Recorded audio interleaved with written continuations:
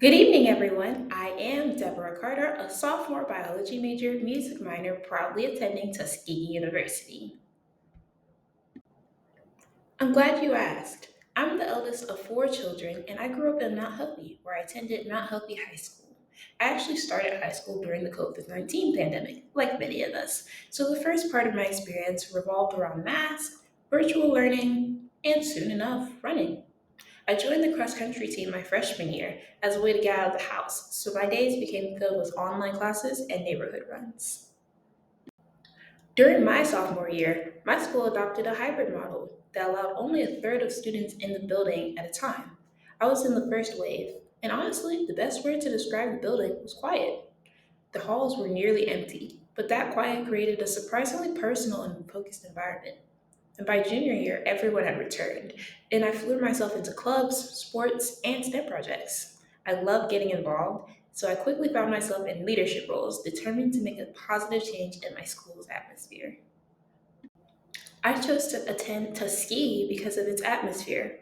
Here at Tuskegee, everyone truly feels like family. One of the great things about attending a smaller school is how easy it is to form real connections and build a strong sense of pride and community.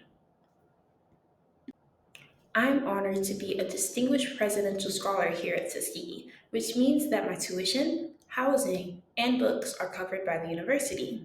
To maintain this scholarship, I must keep a GPA of at least 3.25 and complete a set number of community service hours. On campus, I stay very active, occupying my free time with several clubs and extracurriculars.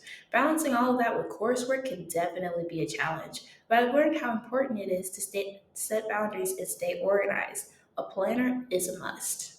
Making sure you know when your classes are versus when you want to study versus when all of your meetings will be is very important and it can be hard to keep up with. So I use a planner to make sure that nothing overlaps and so I'm not too overwhelmed.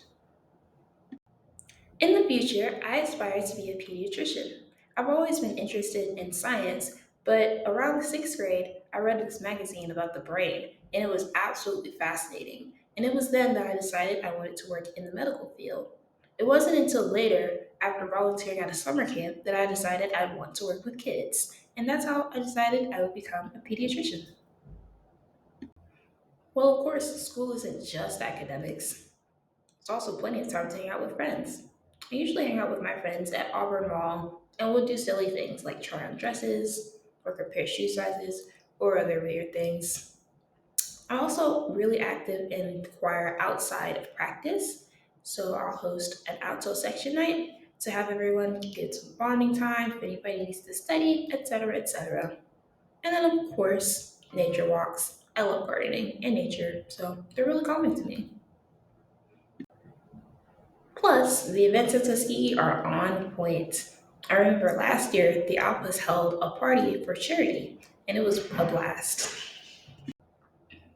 My motivation comes from my faith, my curiosity, and my heart for people. I'm a strong believer in Christ, and I see every opportunity to learn, serve, or create as part of my purpose. I'm inspired by the way science and compassion can come together to change lives, and I want to carry that forward as a pediatrician.